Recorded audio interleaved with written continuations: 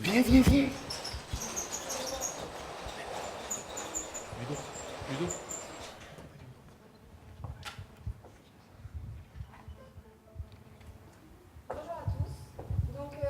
Que pendant cette présentation du projet TEN, vous pouvez tweeter en direct avec le hashtag projet TEN.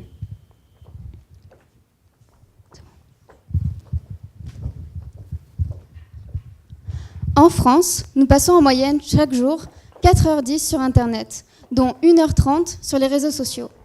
Ce que l'on peut conclure de ces chiffres, que les créateurs d'Internet n'imaginaient pas que les selfies deviendraient plus importants que le savoir. Et il n'y a pas de mal à vouloir se détendre sur le net. Notre quotidien est déjà suffisamment régi par le fameux métro, boulot, dodo. Mais n'avez-vous pas l'impression de perdre votre temps parfois ? N'y a-t-il pas d'autres façons de s'amuser sur le web ? C'est ce que nous allons vous montrer avec notre projet TEN.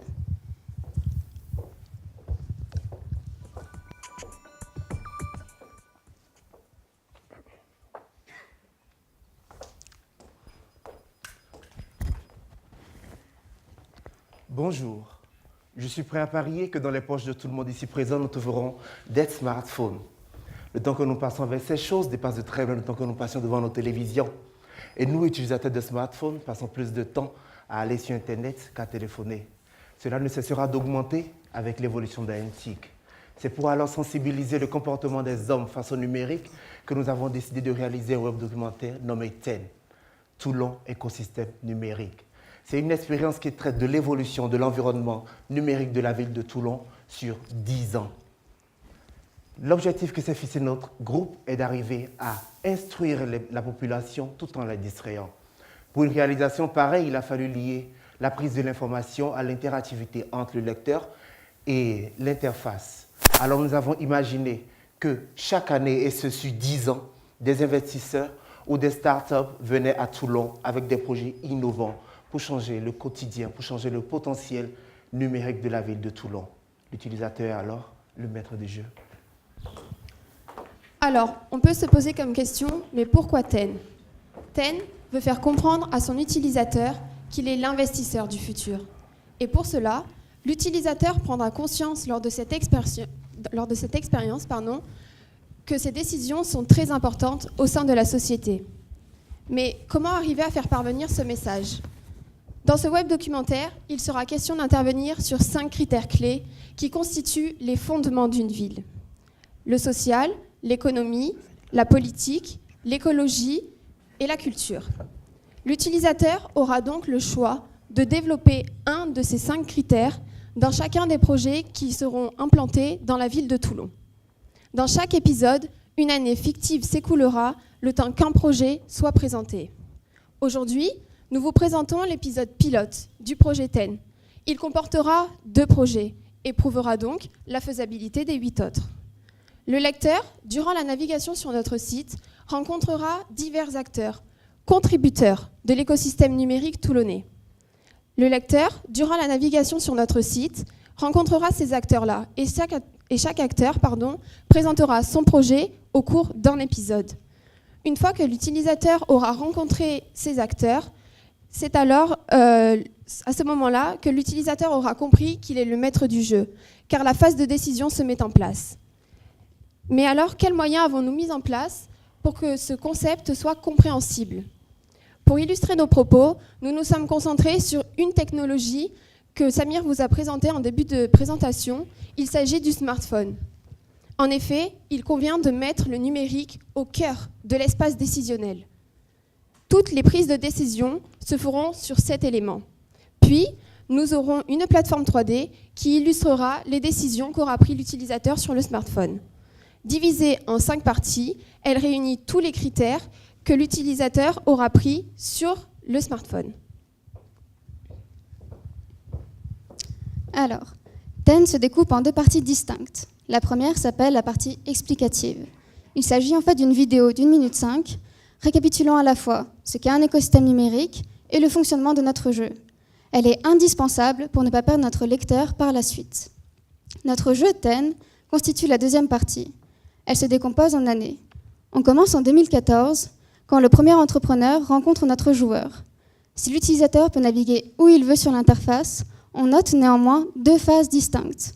La première, c'est le visionnage d'une interview expliquant le projet de l'entrepreneur. La deuxième, c'est la prise de décision, les critères que l'utilisateur va modifier sur le projet. Cette phase terminée, on entre dans l'année 2015 et ainsi de suite jusqu'à l'année 2024.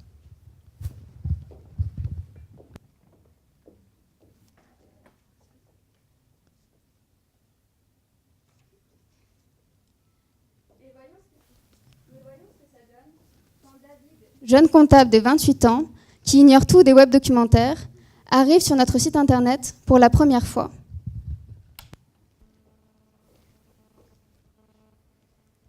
David a vu la page Facebook du projet TEN hier soir. Curieux, il se rend donc sur le site internet du web documentaire. Il se retrouve sur la page d'accueil du site, il clique sur le bouton présent, une vidéo se lance, il la regarde attentivement. Qu'est-ce qu'un écosystème numérique ? Pour mieux le comprendre, décomposons ce terme. L'écosystème est plutôt utilisé dans le jargon écologique. Il désigne en effet l'ensemble des éléments qui développent la vie dans un environnement précis. Le numérique, quant à lui, on pourrait partir dans le compliqué, mais pour résumer, ce sont les technologies qui nous facilitent bien la vie. On mixe le tout et on obtient un écosystème numérique, un ensemble d'éléments informatiques qui, une fois reliés entre eux, aident un environnement à se développer. La ville de Toulon sera le sujet de notre étude. Mais, et vous dans tout ça ? Vous êtes le maître du jeu. Votre objectif ? Trouver les failles dans l'écosystème de Toulon pour contribuer à son évolution. Pour découvrir toutes les fonctionnalités de ce web documentaire, n'hésitez pas à naviguer sur le smartphone mis à votre disposition. Vous avez rendez-vous avec de grands innovateurs qui vous vendront leurs projets. À vous d'adapter leurs travaux pour qu'ils correspondent à vos attentes. TEN est entre vos mains. La vidéo terminée, David se trouve sur l'interface principale, avec la représente d'une plateforme 3D à gauche et d'un smartphone à droite. Il regarde rapidement les explications mentionnées grâce au survol de la souris sur les éléments de la page. Il se dirige naturellement vers l'application Agenda. Un rendez-vous y est programmé, il clique sur l'icône Play qui mène à une vidéo. Il la visionne. La construction d'une ville numérique nécessite de réaliser des projets ingénieux. Aujourd'hui, ils sont des millions à parcourir le monde avec, dans leur valise, des projets ambitieux. La ville de Toulon est devenue le centre d'attention des investisseurs du numérique. Brice Tessier est le premier entrepreneur à vous présenter son projet numérique. Son objectif ? Installer la Home New Generation dans Toulon. C'est ici que vous allez recevoir tous les futurs candidats désireux d'investir dans l'écosystème numérique toulonnais. Chers utilisateurs, TEN est entre vos mains. C'est à vous de jouer. Vous allez procéder à l'entretien.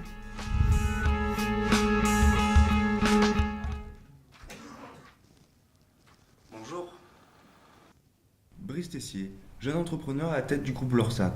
Lorsat est un groupe dont le but est de révolutionner la vie des hommes à travers le numérique. Ces 5 dernières années, nous avons contribué à l'expansion de villes numériques telles que la Silicon Valley ou encore la péninsule de Greenwich. Aujourd'hui, je vous propose de faire la même chose à Toulon avec notre projet qui est la Home New Generation. David lit les choix proposés, il choisit de savoir en quoi consiste le projet. Ce projet consiste à centraliser autour d'une application le contrôle à distance des objets de votre quotidien via des capteurs qui sont placés dans votre domicile. La Home New Generation a été conçue pour faciliter la vie de l'utilisateur. 2 autres choix s'offrent à lui, il choisit celui qui lui semble le plus intéressant. La Home New Generation commande les lumières, régule le chauffage, peut ouvrir et fermer vos volets électriques et même Pressé de lancer l'arrosage découvrir ce automatique. qu'apporte cette vidéo, Bref, il quitte le capteur et revient sur l'écran d'accueil.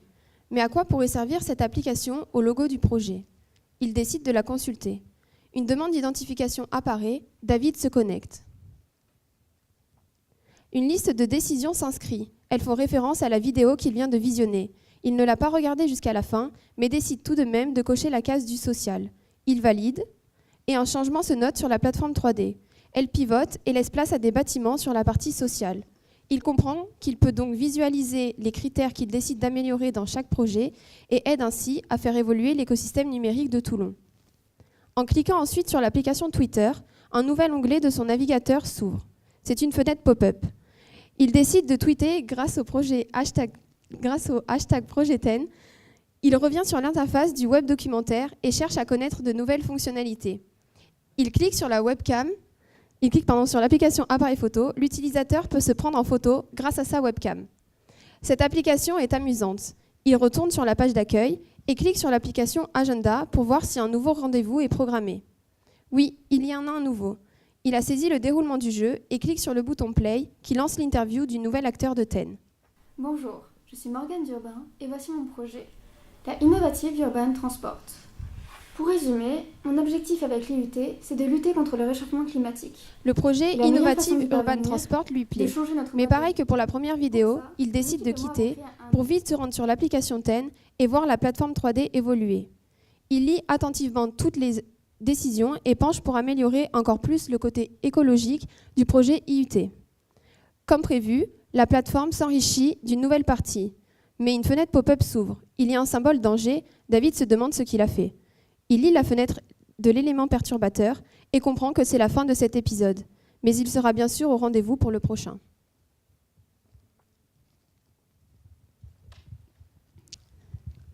Alors, notre stratégie pour conquérir notre public a été de ne pas imposer une connexion immédiatement.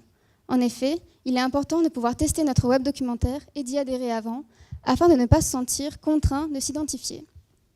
De plus, notre utilisateur est, ou du moins paraît être, le maître du jeu.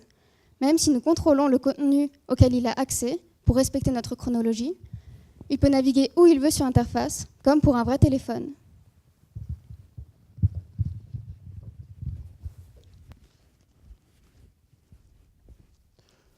Le partenariat entre l'UFR Ing Media et la société Toxa a eu pour objectif cette année de nous faire réaliser un web documentaire sur l'évolution de l'écosystème numérique toulonnais dans 10 ans.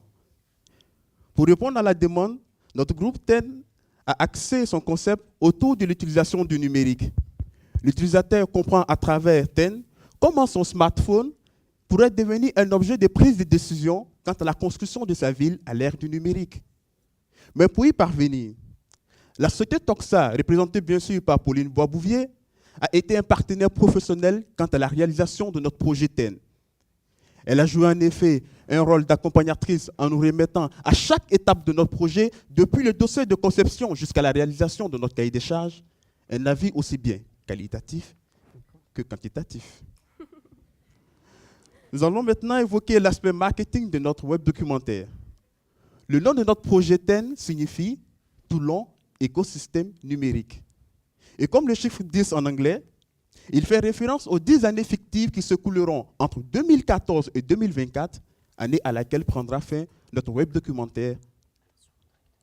Par ailleurs, nous avons établi la cible principale de notre web documentaire autour d'une population dont l'âge varie entre 18 et 35 ans. Celle-ci s'intéresse en majeure partie à la ville de Toulon ainsi qu'à son projet de ville numérique. Elle est essentiellement composée d'hommes et de femmes, de personnes de toutes catégories socio-professionnelles.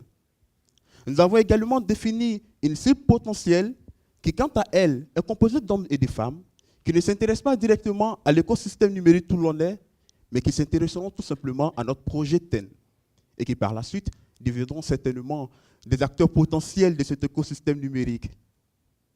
Mais pour atteindre toute cette cible, il faut la convaincre. Et pour la convaincre, il faut la toucher. Ce qui sous-entend, bien évidemment, une stratégie de communication et de séduction. L'objectif principal de notre stratégie de communication est de créer la curiosité auprès de notre cible afin de drainer du trafic vers notre site internet www.ten.reaco.fr et de leur faire connaître TEN. Ainsi, de manière spécifique, on aura réussi à faire connaître, à faire aimer, à faire agir. Le message que nous voulons faire passer à nos cibles est que TEN sera pour eux à la fois un plaisir d'apprendre et de participer au développement de notre ville Toulon. C'est ainsi que notre slogan est « TEN est entre votre main ». TEN est entre vos mains. Notre stratégie de communication utilisera les canaux qui suivent, une couverture médiatique, télévision, radio avant pour susciter la curiosité et tout, une présence effective sur les réseaux sociaux et des publicités sur des sites internet de web documentaires comme lemonde.fr, des impressions de flyers et d'affiches pour les partager, les afficher dans la ville, et des partenariats avec des acteurs sociaux comme la mairie, la maison de l'étudiant, la gare et autres pour atteindre plus de cibles.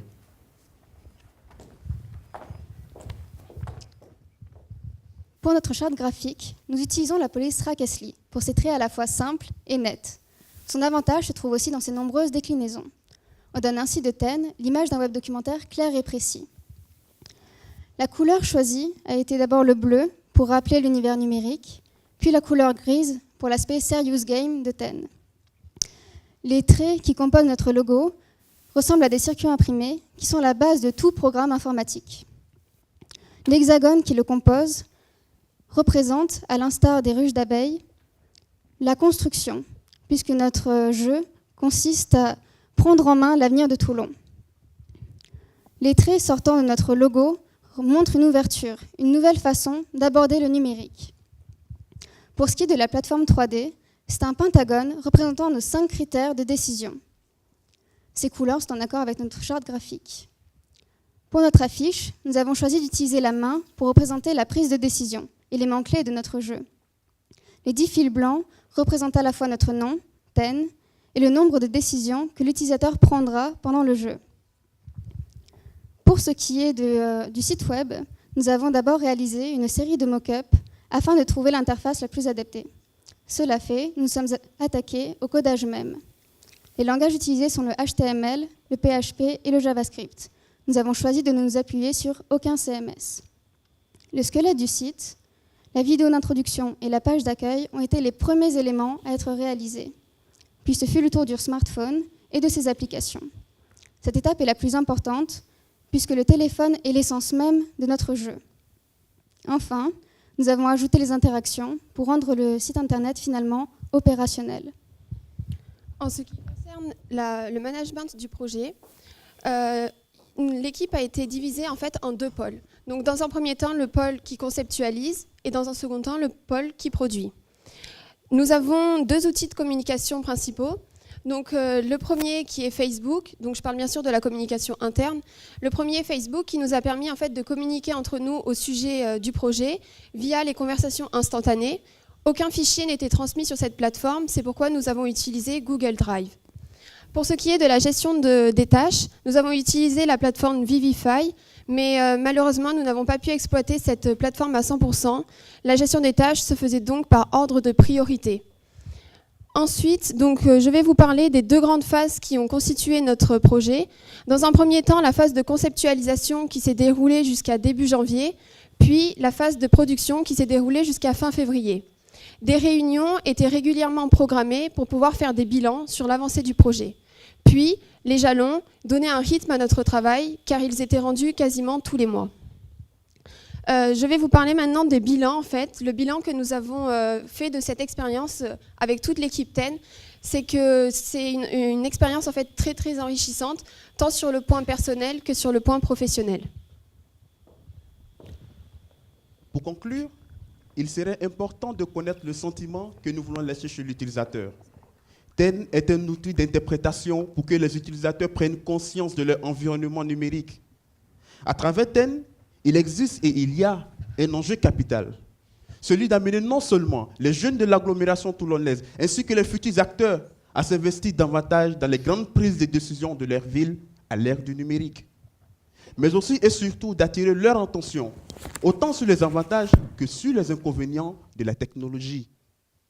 TEN, c'est certes un regard sur les atouts du numérique, mais c'est aussi un moyen de comprendre comment l'utilisateur voit dans le futur proche de la ville de Toulon. Et ce projet pourrait être plus tard d'une grande utilité pour Toulon Provence-Méditerranée quant à son projet d'obtenir le label French Tech. TEN amène à la voie une communication préventive, participative et engageante qui pourrait mobiliser notre cible. Et comme ce proverbe africain qui dit, je cite, « Les semences d'aujourd'hui donneront les fruits de demain. L'avenir de Toulon se joue maintenant et TEN est entre vos mains. » Merci.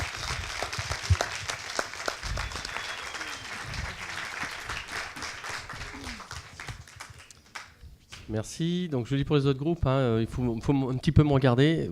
Vous avez dépassé d'une bonne minute. Ça faisait 2-3 fois que je voulais vous dire de conclure. Voilà, merci.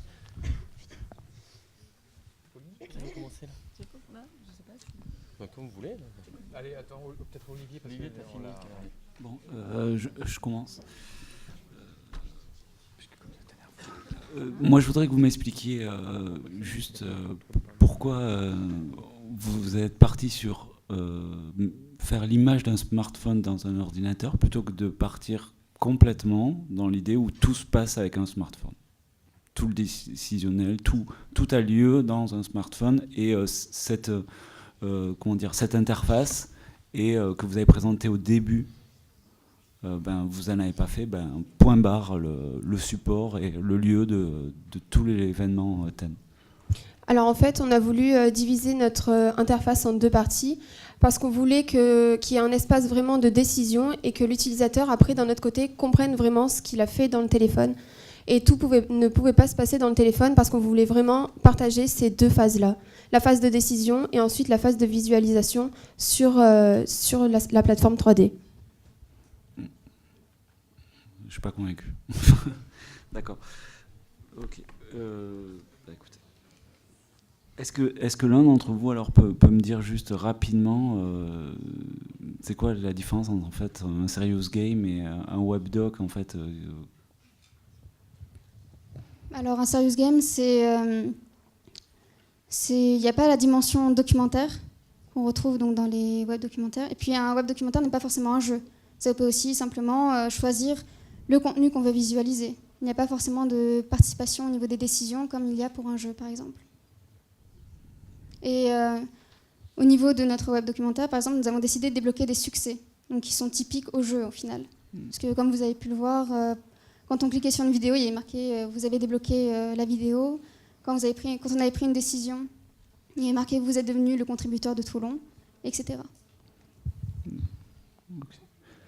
Okay. Moi, j'ai juste une question là, une dernière, c'est en fait la différence qu'il y a entre parce qu'on a un peu une attitude de recruteur, j'ai l'impression, on a l'impression qu'on fait passer des entretiens d'embauche avec la caméra en point de vue subjectif et les personnes qu'on interviewe. Donc en fait, vous voyez quoi la différence entre quelqu'un qui recrute et quelqu'un qui décide? C'est le recruteur, c'est un décideur, ça se passe comment Alors en fait, on a voulu donc oui, il y a un point de vue subjectif parce que c'est donc les acteurs ils parlent directement en fait à l'utilisateur, mais en fait on a voulu faire ça pas d'un point de vue qu'il est un recruteur en fait, d'un point de vue plus qu'il est là vraiment à l'écoute de cet acteur pour pouvoir ensuite vraiment faire le bon choix quant aux décisions. C'est pas un rôle de recruteur qu'il a, c'est plutôt un rôle d'écoute quoi. Il écoute vraiment qu'est-ce qui va être apporté à Athènes. Ok. Merci. Ah oui, et juste au début, c'est juste une chose. Non, il faut qu'on écologique, c'est pas jargon. Vous pouvez pas dire du jargon écologique, c'est extrêmement péjoratif. D'accord. Il faut qu'on s'impose remarque et une question. Sinon... Ouais. Ok.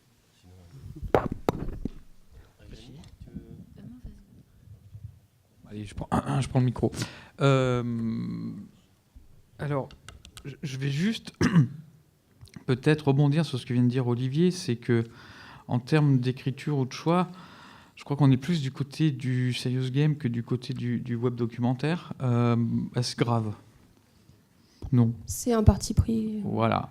Alors, dans ce cas-là, il faut le dire, l'assumer en disant par rapport à nos objectifs de communication, on a réinterprété la commande et on a décidé de traiter le sujet plutôt comme un serious game parce que notre objectif, c'est de faire comprendre à notre public cible qu'il est important d'investir dans l'avenir. Voilà. Maintenant, ça ne règle pas tout, dans le sens où vous n'avez pas répondu complètement à la commande initiale, mais voilà, c'est votre choix, et je pense qu'il faut l'assumer pleinement.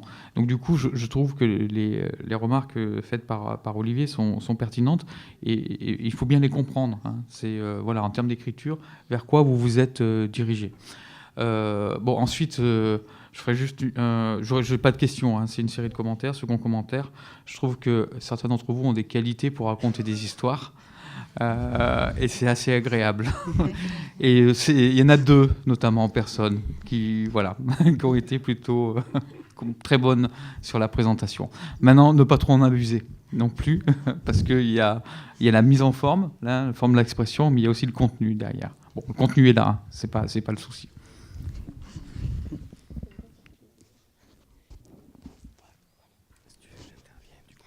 Non, j'essaie de réfléchir à ce que je veux dire. Non, ça va. Bon, je ne vais pas faire trop de remarques par rapport au produit en soi, au résultat du produit, mais plutôt aujourd'hui, je vais me tenir aux remarques en ce qui concerne la présentation. Et là, bravo. J'étais vraiment très agréablement surprise par la présentation, la mise en contexte, la contextualisation au départ, les mots utilisés. Honnêtement, je trouvais que vous avez fait une très très belle présentation et que ça nous a fait comprendre bien votre projet de façon assez claire. Voilà, c'est tout. Alors, je vais intervenir, puis Pauline conclura. Bon, je trouve qu'il y a un gros travail de fait qui est présenté. Alors, effectivement, il y a un choix éditorial, d'écriture, hein, qui peut être discuté. Mais vous le tenez. Voilà. Ça, pour le coup, vous le tenez, vous l'assumez. Bon, après, sur l'oral aussi, je trouve que c'était très bien, y compris le support. J'ai vraiment trouvé que sur de la L3, avec le premier EACO, vous êtes dedans. Bon, sur les présentations alors des deux animateurs, parce qu'il y a deux moments, c'est vrai que vous avez donné un peu plus de, je dirais pas de vie, mais il y avait un peu d'humour, on sentait qu'on se détachait un peu du côté formel. C'était agréable, mais sur la partie de réponse à la demande, je trouve qu'on ne répond pas à la demande. Voilà, on était... sur la fin, je trouve que sur la conclusion, hein, pour parler de toi, c'était plus fondé. Sur la réponse à la demande, je pense qu'il aurait pu être discuté cette question du positionnement du Serious Game par rapport à quelque chose de plus webdoc. Ça aurait été clairement le moment de le dire, quoi. Globalement, je m'interrogeais quand même sur l'utilisation de l'objet 3D. On voit bien hein, qu'il se nourrit, mais dans la richesse de votre design, est-ce qu'il n'aurait pas été intéressant qu'on l'utilise à un moment, qu'on ait cliqué dessus ou qu'on revienne dessus? Parce que finalement, il s'incrémente, enfin de ce que j'ai perçu aujourd'hui, il s'incrémente, mais on ne l'utilise plus en tant qu'utilisateur. En fait, ouais, c'est vraiment un objet de visualisation. Il n'y a aucune interaction qui est faite sur cette plateforme. On a voulu vraiment axer les interactions sur le smartphone et pas sur la plateforme. Après, qu'elle s'enrichisse un peu plus, elle s'enrichira en fait. Là, on a choisi un parcours type utilisateur, mais bien sûr, au fil du temps, elle s'enrichira beaucoup plus. Vous avez pu le voir à un moment donné, quand Laura elle présentait la charte graphique et tout ça, toute la plateforme a été designée. Elles peuvent être, la plateforme est utilisable sur toutes les parties en fait, sur les 5 critères. Ok, merci. Ok. Le show a été rondement mené, effectivement, mais votre présentation était autant réussie visuellement que dans le rythme que vous avez apporté à ce que vous avez présenté. Vous avez un petit peu débordé, mais c'était quand même bien agréable. J'ai trouvé que vous aviez pris le temps de présenter un peu la scénarisation générale de l'expérience, les angles de contenu que vous choisissez d'aborder. Je trouve que c'était intelligent de présenter votre expérience via un parcours utilisateur. Je suis un peu surprise aussi, j'avais rien vu de concret. J'avais bien compris que votre téléphone serait un menu. Effectivement, votre plateforme 3D, le but qu'elle prenne autant de place dans l'interface, on serait attendu à pouvoir jouer un peu plus avec. Et du coup, je comprends le ressenti de mon collègue de peut-être qu'on aurait pu jouer directement avec nos téléphones pour faire vivre cette plateforme. Là, c'est un projet un peu plus ambitieux, mais je comprends un peu qu'il était déstabilisé. C'était un peu une surprise pour moi aussi. J'ai pas de problème avec votre parti pris du Serious Game. Vous avez joué avec les règles et je trouve que c'est une belle solution que vous avez apportée. Moi, mon point, c'est plus sur l'aspect documentaire, de web documentaire. Je sais qu'on a eu plusieurs fois cette discussion. Toutes vos entrevues sont fictives et c'est plus ça, moi, qui, je pense, peut être difficilement perceptif pour l'utilisateur, à quel point votre contenu est crédible s'il est joué par des acteurs. Peut-être qu'avec un peu plus de temps, ce serait plus axé en fait sur cette partie documentaire, je suis d'accord. Mais c'était bien dans l'ensemble, dont on a déjà eu l'occasion d'échanger sur ça. Merci beaucoup. Merci.